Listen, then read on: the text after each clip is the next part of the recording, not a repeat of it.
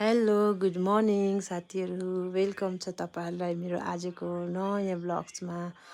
आज चाहिँ म बिहान एकदमै डेको स्टार्टबाट नै ब्लग्सहरू बनाइरहेको छु। अन्त म चाहिँ यहाँ बिहानै उठ्दा चाहिँ सिलगढीको वेदर चाहिँ दामी भइरहेको रहेछ हो। आज चाहिँ दार्जिलिङ जानुपर्ने हामी माइत घरतिर।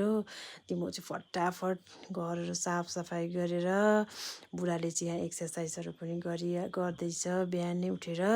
अनि फटाफट गरी चिया खायौँ एकछिन बिहानको वेदरलाई इन्जोय गरेर त्यहाँदेखि चाहिँ फटाफटी दार्जिलिङ भोलि चाहिँ मेरो माइत घरतिर चाहिँ पूजा छ नि त। अन्त आमाले चाहिँ फलफुलहरू ल्याएर आउनु है भन्नुभएको थियो र यहाँ म चाहिँ फलफुलहरू किनेर बाटोबाट त्यहाँदेखिको चाहिँ हामी लाग्यौँ दार्जिलिङतर्फ।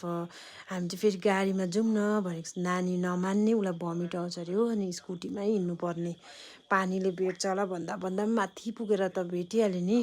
अन्त एउटा रेस्टुरेन्टमा रोकेको त कस्तो राम्रो भ्यूहरू रहेछ क्या त्यो रेस्टुरेन्टमा चाहिँ दामी। अन्त यसो भिडियोहरू बनाउँदै माथितिर गएको त फेरि खुलिहाल्यो क्या वेदर।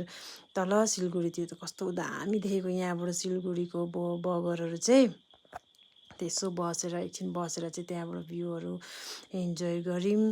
अब गाडीमा जाँदा चाहिँ यत्तिको चाहिँ पाउँदैन, स्कुटीतिर हिँड्दा चाहिँ अब यो भिडियोहरू बनाउँदै हिँड्नु चाहिँ पाउँछ नि त। दार्जिलिङको वेदर फेरि चिसो हो माथितिर आइपुग्दा चाहिँ। अन्त एकछिन बिसाएर चियासिया खायौँ। त्यहाँदेखिको यो दार्जिलिङको स्टेसनमा आइपुग्दा चाहिँ यत्तिको जाम भइरहेको थियो क्या। दार्जिलिङको जाम चाहिँ फेरि कहिले सकिँदैन। अनि यसो इन्जोय गर्दै बाटोमा इन्जोय गर्दै हामी चाहिँ घर आइपुग्यौँ। जाम चाहिँ देखिहाल्नुभयो होला, यहाँ चाहिँ मेरो बुढाले स्कुटी थन्काउँदैछ नि त। हामी आइपुग्यौँ हो। अनि तपाईँहरूले यसरी लाइक सेयर सपोर्ट गरिदिनुहोस्। Thank you, by by.